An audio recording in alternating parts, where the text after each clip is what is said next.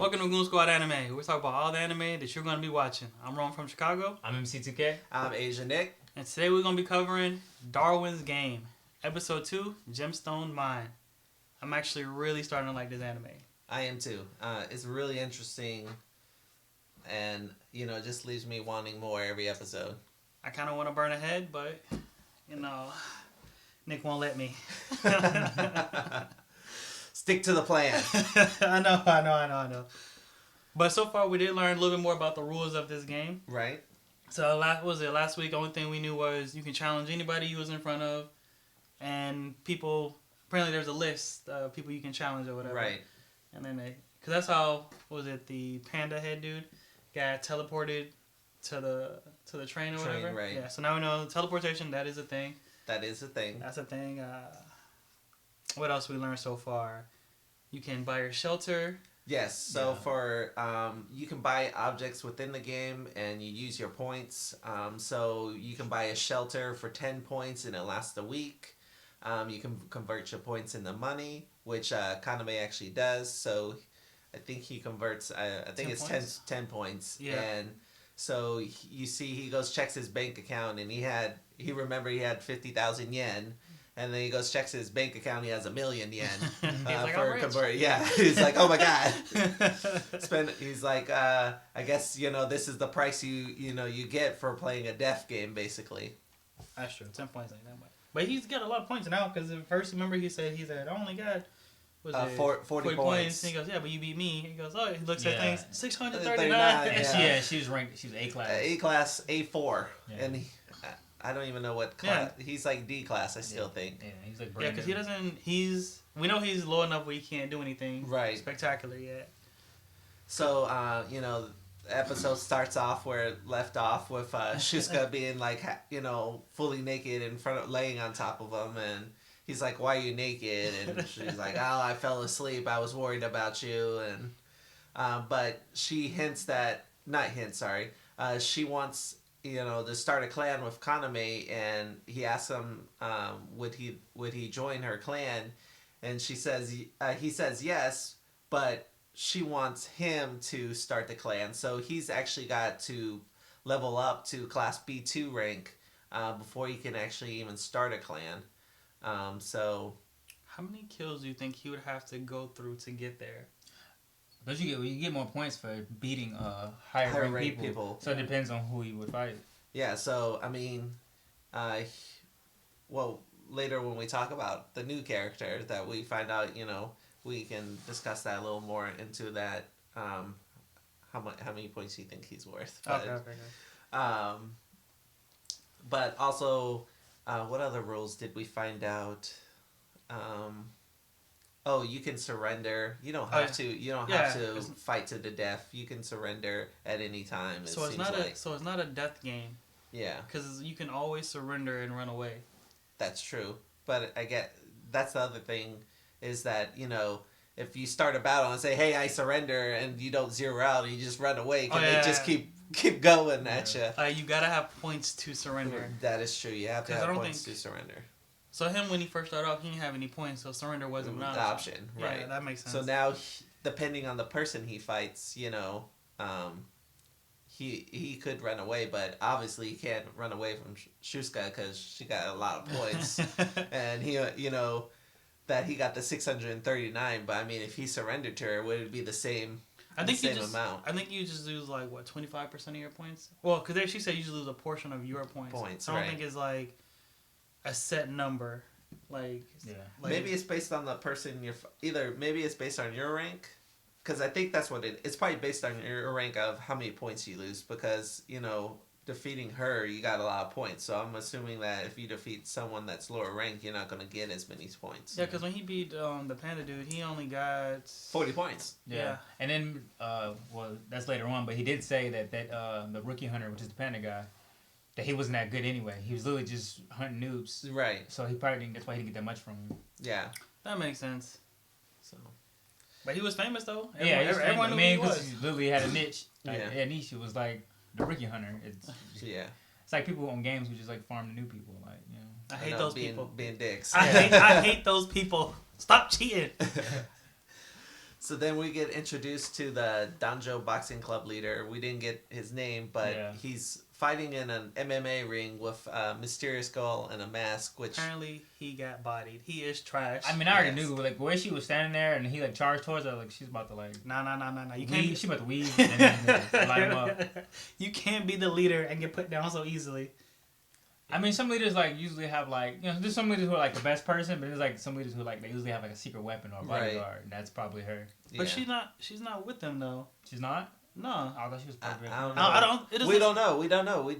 We don't even find out her name. Yeah. Only thing we know is she wears a mask. Right. She reminds me of the Demon Slayer butterfly chick. Yeah, she's just quiet and... Yeah. So only thing we can make predictions, though, saying she's going to be part of this next little... I mean, we're going to probably see her put in work in the event. Yeah, because after the fight, the leader, he definitely mentioned that a lot of people got this invitation to this new event, which is called the Shibuya Treasure Hunt. Yeah. So everyone who's part of the treasure hunt, they're gonna have to participate. Not everyone got one, so. Right, there was only 300 players that got invited to this specific event. How many players do you think are there total, though? What, in Darwin's game? Yeah. That's, I don't know. It's like the whole population of. But everybody's playing though. Not everyone's playing, but I would say tens of thousands of players. Okay. I would say tens of thousands because, I mean, if 300 players got invited to the event, I mean, and there's only 1,000 players, I mean, that's the majority of the players. Oh, yeah, that's true. Then your whole... Yeah. You're not going to kill off the majority of your players just to be like... Yeah, that makes sense. Especially if there's, like, new people joining every day. That would be ridiculous. Yeah. So. That's true. And then we get introduced to a new character, a new guy. And he basically calls... so we find out the mysterious, I guess, chick behind all the computer screens names, and they just refer to her as the analyst. So he calls the analyst up, and he wants information about Kaname. And so the analyst gives it to him. And so he winds up finding Kaname and steals his phone. Stupid Kaname. You know, so he, like, takes his phone, and Kaname's, hey, give it back. He's like, follow me. And so they wind up going down this dark alley, and they wind up talking to each other. And basically he wants to fight Kaname because he defeated Shusuke. And so we find out that Shusuke is basically a badass. That she has killed probably several thousand people in her little district, that there's barely any players in the district that she lives in. Made it all the way to A rank without a loss. Right. She's been bodying people left and right. Yeah. And just to see her she got put down, everybody's like, there's no way a rookie beat her. Right. And so he starts he decides that he wants to fight Shusuke, but he's gonna fight Kaname first. And so he starts the initiation of the battle, and they wind up fighting, and he winds up telling Kaname before they start fighting that basically your phone is your lifeline. That if you lose your phone, you can get the game back, but it's really hard and it's inconvenient to get it back. I'm assuming you probably have to go through somebody to invite you back in, or... Well, yeah, okay, so you can go through some other, like, random connections to be able to get it back, but you can't see people who challenge you. So, right. Like, anybody who knows you're part of it, they can be like, I can challenge him right now. Yeah, you can't track your opponent. Yeah, and then someone can just you sneak wouldn't you even know randomly. if you're getting challenged or not. So you can just be like, someone just sneak it, like... like that. Easy dub. Yeah. So he does, they start fighting, and he winds up pulling out Anuka. We don't know what his sigil is yet. He says, like, I'm not going to fight you with my sigil. I say it's lightning. He looks like a lightning user to me. I think it's like super speed or something like that. Because he did have the fighting style of a person who really good at hand-to-hand combat. So because he's part of the Danjo Boxing Club clan. He's part of the boxing club, so he got hands. Kaname's tries. He got put down in like 2. He hit him once and he dropped. Well, I mean, he's not a fighter. He's not a fighter. I mean, you can go up a boxer, you're gonna go down. I would go down for the count if a boxer hit me in the face. Him once. All right, so then, how is it that you can? So one punch to the face push you down, but you can somehow take a knee to the chin and grab somebody's phone. Get out of here. No. Because he wasn't ready. And No. I think Kaname's more resourceful. He thinks on his feet. So, you know, he grabs his phone and he basically threatens Anuka that he's going to, basically, he pulls out his stun gun. He's like, I'm going to stun your phone unless you end this now. And just about when he's about to use his sigil, Shuka shows up and basically puts a stop to that. Yeah, because he ain't trying to fight two of them. Yeah. And he knows that she's the truth, so. Yeah. He's like, one, he goes, all right, you already annoying to deal with, but then dealing with her on top of that, nah, it's not going to happen. Right. And my prediction for that is I think he's going to join their clan. He's going to be part of the eventual clan that they have. I can see I that. could see that too. I think that would probably happen. So, and then the event, they basically, this is where we learned about that, how the teleportation works, that for the events, you know, Kaname got scared because all he sees is those boxes where you get teared apart, and she's like, Shuka's like, oh no, calm down, this is how everyone gets teleported. Calm down, you. Yeah, so she basically tells him like, hey, you know, we're not going to be in the same spot when they teleport us, so we need to try to hook up. And so he's like, oh, I'll text you. And right when he says text you, he disappears, he gets teleported. And so he's like in a hotel room. Yeah. And so the start of the survival game, the start of the treasure hunt happens, and we see that the analyst is part of the game as well. That's so unfortunate. And so she's like reading all the rules, and she realizes that you have to gather rings, and that you know, she reads the fine print, and basically it turns out to be a survival game because you have to get so many rings to win the game by the time the game ends. The event ends, or basically you die. You know, she puts it that you're gonna die basically, and so there's 300 players, and she's making, you know, doing the analyst work and assuming that, you know, there's not enough rings for everyone, so of course people are probably gonna have to die to gather the rings. So how is she gonna survive? Yeah, that's what I'm honestly want to see if she's gonna be good at combat or if she's just good at intel. If she's good at combat, that'd be crazy. She's not good at combat. Well, you don't know. It seems like she wouldn't be. No.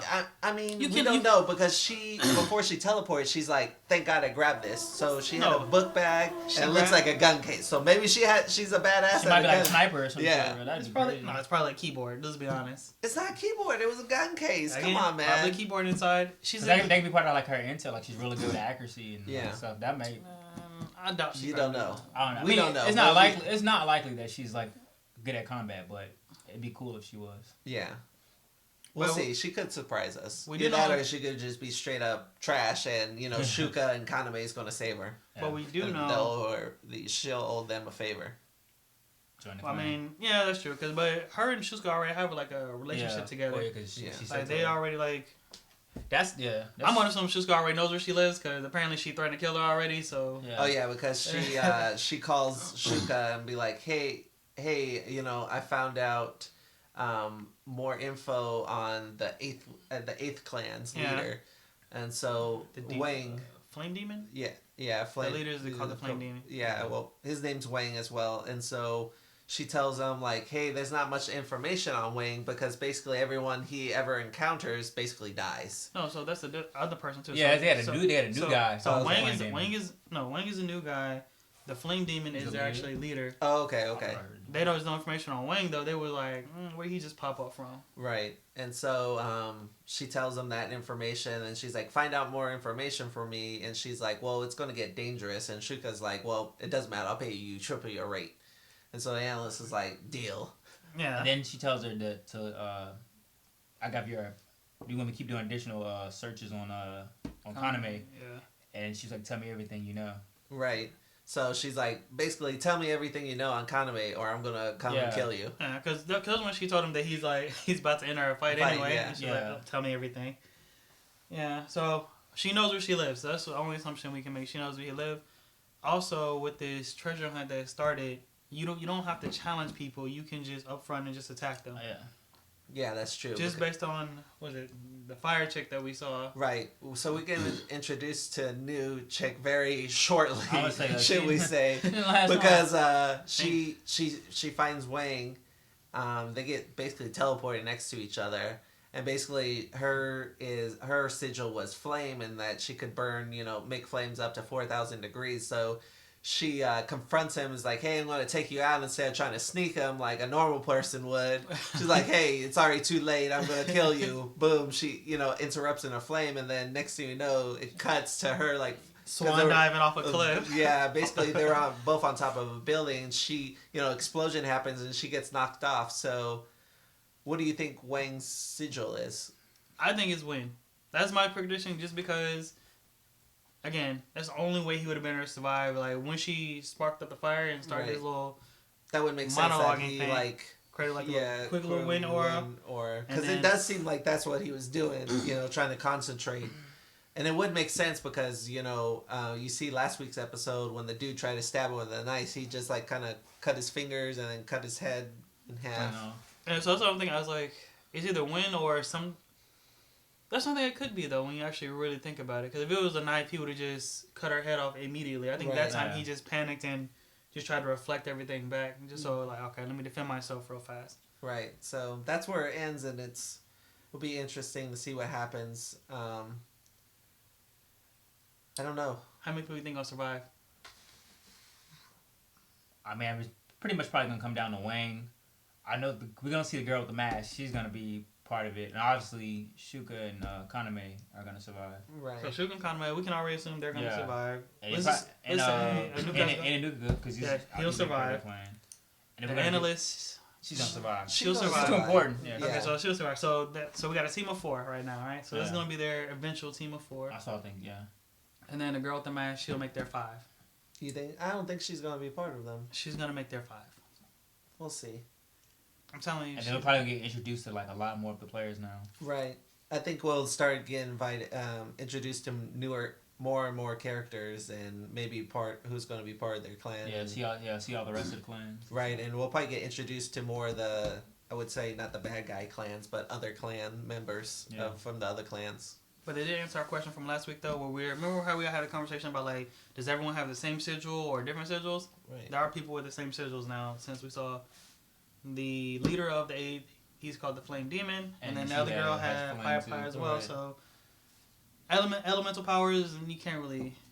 They're going to be there. So but maybe the way that they get their flames, their powers is different. They might be able to manipulate it different, the fact that she can go up to 4,000 or whatever. One dude might have complete control or something, or maybe his is just flamethrowers from his hands, but as you see, she had to spark. Yeah, he had his paper. She couldn't. So she can't just create do it. That's what I'm saying. So it might be different. He might be, he might be on some Human Torch type stuff. Right. Flame on. Yeah. I'm guessing she was pyro or whatever. All right. Yeah. So, back to your question. I would say at least there's probably enough rings for half the people.